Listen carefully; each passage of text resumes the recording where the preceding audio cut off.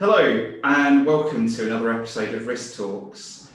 Today we're talking about the digital asset revolution. We're in the middle of a change with large amounts of data being provided to us, and from the risk community we're unsure whether this could be a rapid evolution or just a more sort of slow and steady evolution.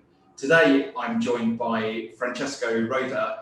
Francesco is the CRO of Koine Finance. He's previously the co-founder or a co-founder of Starling Bank, and he has 20 years experience within this area, including time at HSBC and KPMG. Hello, Francesco. Welcome to the show. Hello, good morning. Good morning, Edward. Thank you for taking your time to join us. I guess if we go straight into digital assets, can you talk to me about what you understand, and can you talk to me about what actually are digital assets?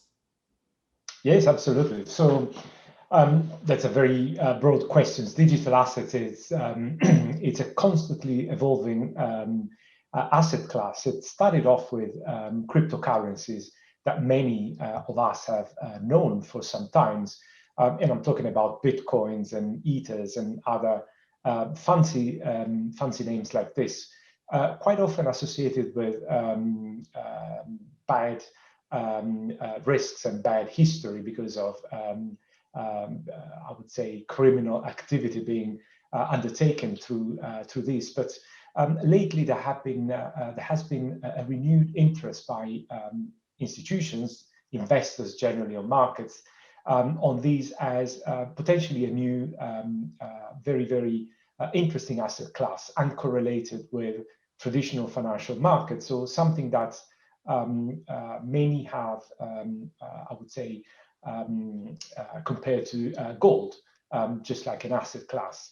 But digital assets are much more than that. Following the growth and importance of bitcoins, I think that markets have realized and investors have realized that this technology is actually very good for many other uses. It's good for example, stable coins.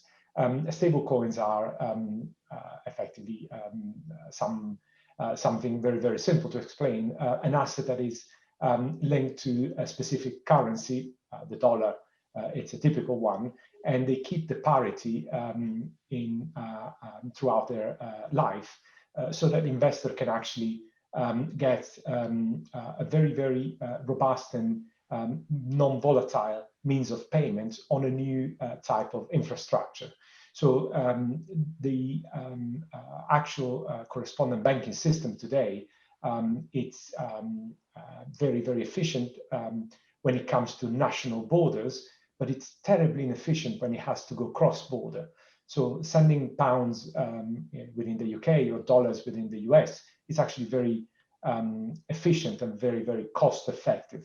But sending dollars from the UK to the US or elsewhere, it's terribly costly and risky. And this has been recognized by regulators and around the world, but also by the BIS, who have effectively looked at this problem from a financial inclusion perspective. Clearly, it's an interest that this is very important to make sure that economies can progress around the world. Digital assets is also the tokenization of value. This is something very new and interesting that it's happening today. Okay, and I guess actually you sort of touched on tokenisation. I, as a non-technical specialist, aren't so aware of that. So can you talk to me through actually what is the tokenisation or digitalisation of value? Tokenization of value is effectively the new, I would say, the new frontier of digital assets, together with something called DeFi, the decentralized finance. The two things go pretty much hand in hand. With tokenization of value, we mean effectively the issuance of something which is akin to a financial instruments or securities on blockchain rails. And this instrument represents a real life asset, be it a financial asset or be a real assets like land or a commodity like gold or oil or anything like that. The actors involved in this process are effectively the tokenization platforms, which typically rely on a custodian to provide the safekeeping, the custody of the real world asset, if that can be custodied, of course, because when you talk about land or real estate, it's registered on national registries typically. It does involve having the technical infrastructure to effectively issue a token that can circulate and navigate through blockchain with the same ease of distribution and the same lack of frictions that today Bitcoin has, for example.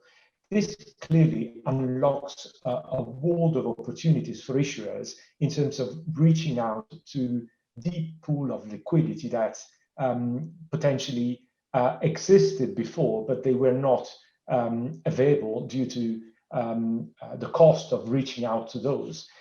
Some have said, and I think I agree very, very much with this definition, that blockchain have done for value what the internet has done for information. So with the internet today, you can actually reach out to any piece of information that you could possibly think about. And sometimes, of course, you get bad quality information. That's a big problem that with blockchain, the same applies on ease and the same lack of frictions, lack of intermediation that creates cost and potential risk as well. Clearly, intermediation is not just about that. We all know that intermediation is important. It's important for one very, very specific reason. It's important to make sure that the rules of the game, the rules that underpin a society are actually respected. So no criminal activity takes place, for example. And regulators clearly are very, very keen that these does not get lost in this new world of digital assets. So yes, we can actually exchange value with very, very little friction and very, very low cost, but we still need to make sure that this is done in a legal and it's done in a way that doesn't expose investors and ultimately financial markets to risk.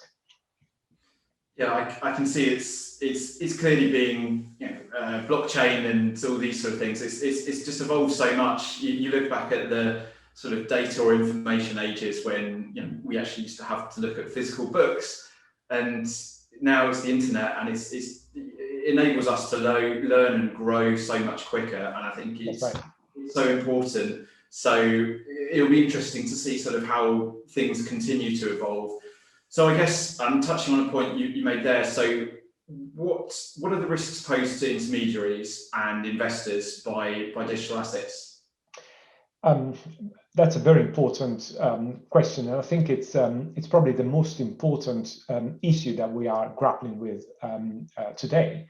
I think the key point that I would observe is that with any big change, any revolution within financial services, there is a risk that comes with the lack of sufficient information, the lack of understanding, and the lack of models and the lack of tools to actually measure the risk and price it accordingly. Risk is not purely something that we should avoid. Any business have to take risk to make money. The important thing is that the risk is actually well understood and well and properly measured, so that it can be arbitraged in an efficient manner for the business to actually being able to generate revenues. This is what effectively it's most important for intermediaries. The key risk is actually with digital assets is today, as I can see, is it's potentially the KYC AML angle of digital assets. So the ability for investors to exchange this without the need of an intermediary, so on a peer-to-peer basis, makes it potentially a very, very useful tool for criminals to transfer value in their criminal activity and to make sure that they can actually launder the proceeds of crime. This is one of the key concerns that many intermediaries have on the markets. From an investor's perspective, even if we solve for this issue, there still remain the issue of understanding what the digital asset is and what the reliability of intermediaries involved in these markets are. So it is actually quite complex for an investor to understand the exact operational risk that certain assets may expose them to. There have been several examples of, in particular in the decentralized finance space, of assets which on the face of it had very little market risk and very little credit counterparty risk because they were fully collateralized, and the market risk was lower because they were linked to some real world assets. But the actual operational risk, due to simple facts like errors in the code underpinning that particular digital asset, made them a total disaster for investors. One of the first examples was the DAO, the Decentralized Autonomous Organization. Well, 3 years or 4 years later, markets have gone back, issuers actually have gone back and done exactly the same mistake. One company was actually erased, wiped out completely in the space of a week following the launch because of a simple bug in the code. And this is something that investors have to be aware of, and they have to be cognizant of. Clearly, the fact that intermediaries could be lightly regulated, it's another point of concern. So, regulations is important because it provides certainty to investors that the intermediaries are trustworthy, they are well capitalized, and they are working with those standards that are sufficient and to effectively provide the safety for the investors' assets. A lightly regulated market with intermediaries that are not fully capitalized clearly is another risk. So should the intermediary go under, clearly this may result in a major loss. Yes, I do actually. I may ask you something. From your perspective, what do you see? How do you see the markets actually reacting to this revolution? I think we've seen that regulators are actually quite keen and quite hands-on. They have done a lot of thinking, despite the fact that these markets are not yet material from a systemic risk perspective. But how do you see intermediaries gearing up, and what do you see happening in the markets to effectively be prepared for this revolution? Yeah, so I think it's clear that regulators have an eye on this. I think from what I understand, there's a little bit of uncertainty in terms of how this will and could and should be regulated. I think even if you talk about fintech as a sort of sector, there's certainly going to be regulations that's going to be coming in, and certainly on digital assets and digital finance. I think it's maybe not round the corner, but it's definitely on the radar of regulators, and it will be coming. I think it's more a case of when. And I think there's no surprise in terms of the fact that regulatory burden or the positives of regulation will be there. And I think also, hopefully, that will mean that these assets are looked upon as more stable and as more, I think, sort of giving some validity to the assets from a more, high level perspective. I think from what I've also understand, financial intermediaries, they're resisting some change. So I guess I'd flip the question back to you briefly, Francesco. Is this sustainable? Do you think financial intermediaries can resist the change, or do you think this is where we're going regulatory and from a regulatory standpoint? I think personally, I am convinced that this is effectively a change that has started, and there is not going to be any way back. This is something that will pervade financial markets. I mean, we talk to as a company, Koine provides custody and settlement services, post-trade services for digital assets, paying agency services as well. We try to work very closely with the existing established financial intermediaries. We have, I would say, a degree of success with some, less success with others. I see quite a bit of resistance, and the reasons for this resistance could be of very different nature. So there could be a fear of competition, a fear that these new markets will erode existing businesses that financial intermediaries today are thriving on.